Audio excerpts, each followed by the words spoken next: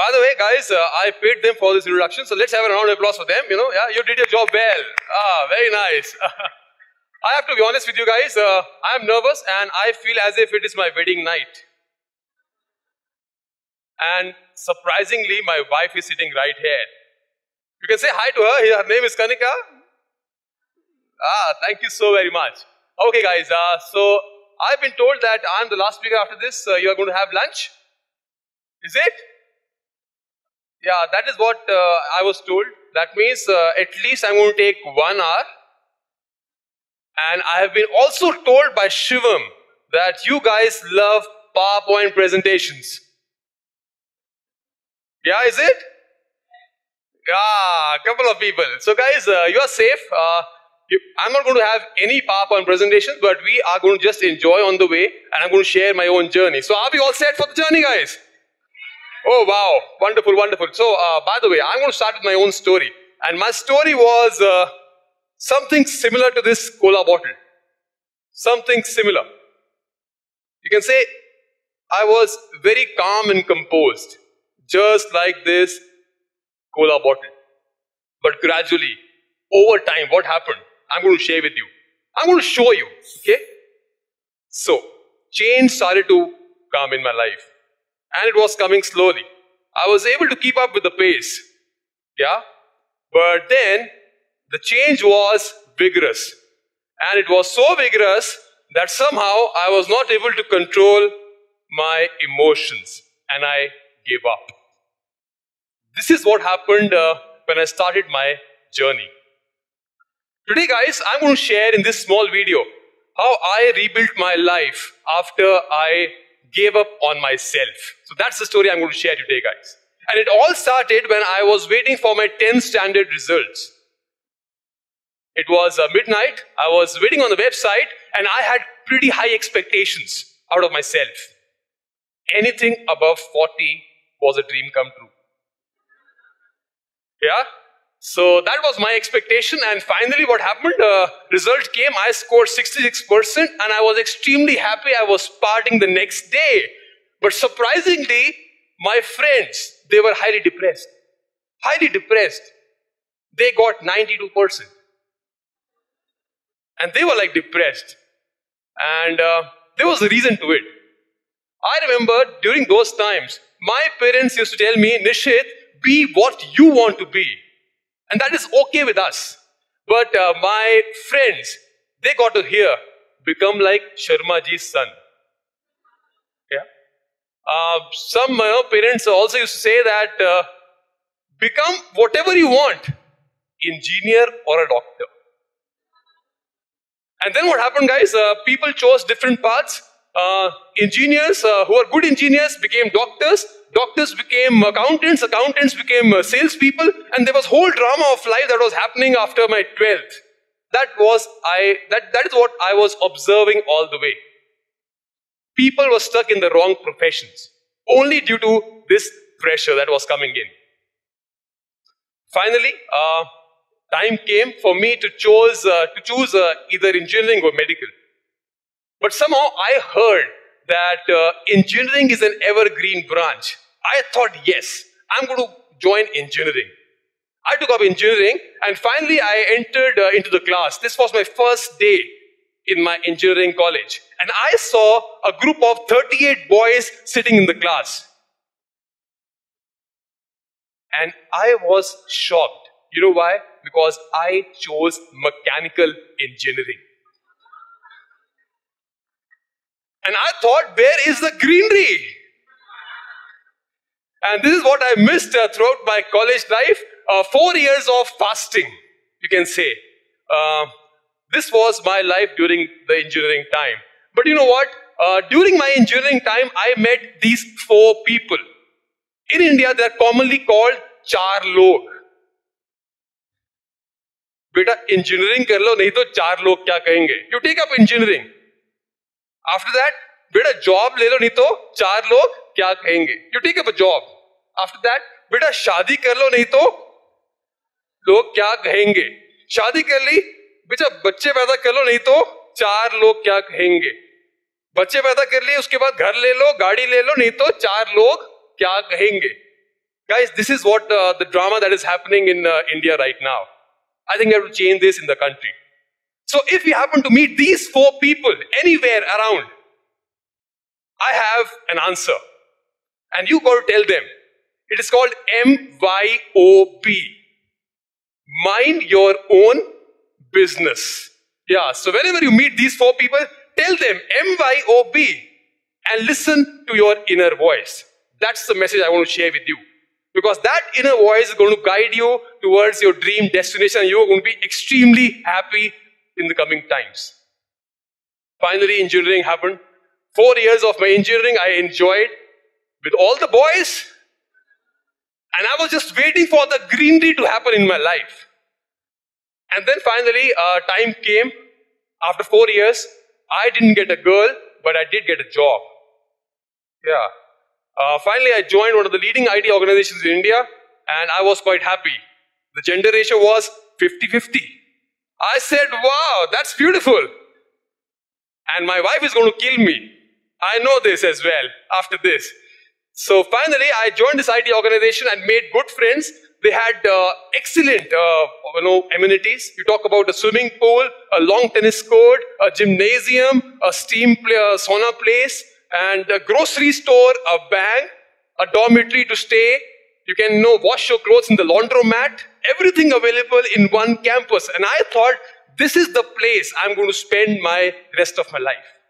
This is the best thing that has ever happened to me up till that point. But after 1 year, that inner voice knocked. And it said, Nishit, this thing I'm going to ask you guys also. It said, Nishit, can you do what you are doing right now for the next 40 years? Can you be a software developer throughout your life? And I said, no, I cannot. And that was the time when I really took a decision that I have to change my entire life now. I can't be settled in what I'm doing. So this is the question I want to share with you guys as well. You got to ask yourself, can you do what you're doing for the next 40 years and be happy as well? Ultimately, why we are working? We are working for money. Why we are earning money? To sustain our needs. And why are we sustaining our needs? Just to be happy. Happiness is the core. That's the point I want to share with you guys. During that stint at the IT organization, I realized that I have to do something else.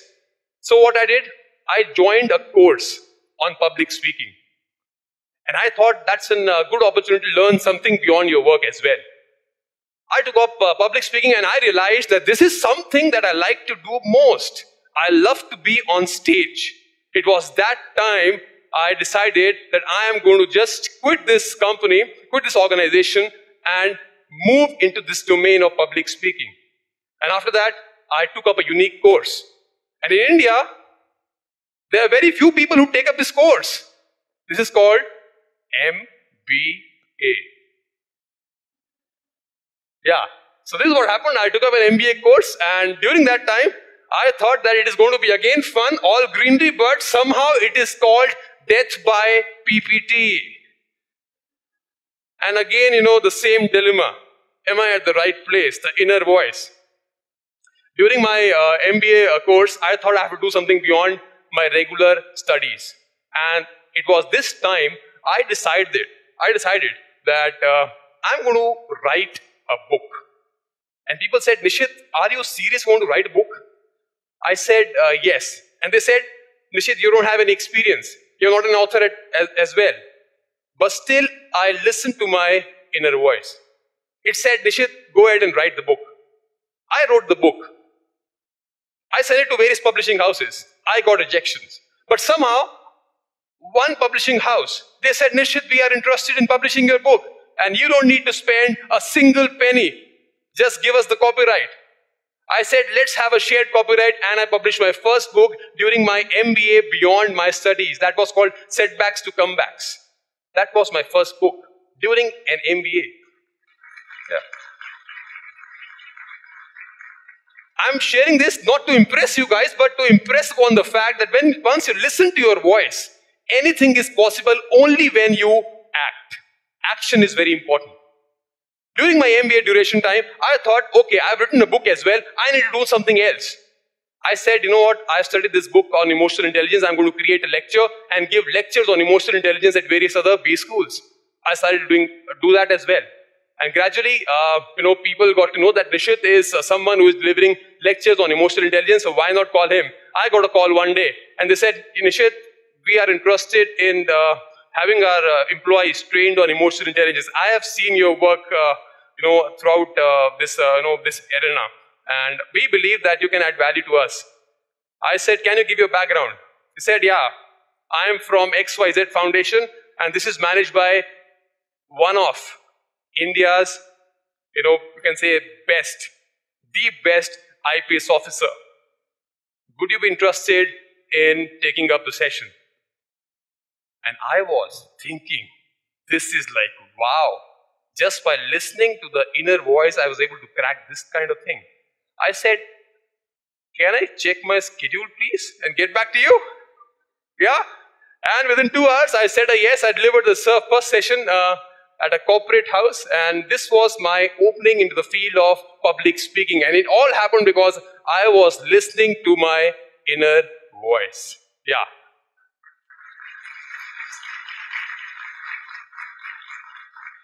So finally, I took up, after an MBA, I had to take up a job because sustaining is also very important. You have to sustain yourself. We say that you have to do what you love to do, but then sustaining is also very important. How you're going to get the bread and butter. I took up a job, and the first thing the interviewer asked me, Nishit, you don't have the experience. So why should we give you the job? I had an answer. And it was due to this answer, they selected me. And the answer was, if experience would have been the only criteria, man would have never landed on the moon. The point I want to share with you guys is, experience is not at all the criteria. You can see so many entrepreneurs nowadays, and they are cracking big codes. They are making huge companies, and they're beating so many other people in business. Experience is not the criteria, guys. It is the willingness to learn, adapt, and do the new. If you can do that, I think anything is possible. So experience is not at all the criteria. Finally, what happened? I took up a job, and I was managing this training function in a company. I went forward and started to think again. What can I do beyond 9 to 5? I was overweight. Doctor said that, Nishit, you might have an early heart attack if you go at this pace. You need to slow down. I took up yoga.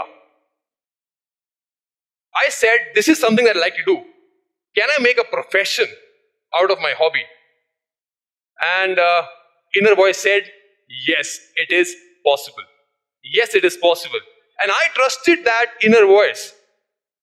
And I took up a certification course, a 1-year diploma in yoga sciences. I lost weight, and that's why I was on another speaker list as well, invited by other people to know my weight loss story, which I'm not going to share today. But the point I want to share is that once you listen to your inner voice, it is going to guide you in the right direction, provided you take action.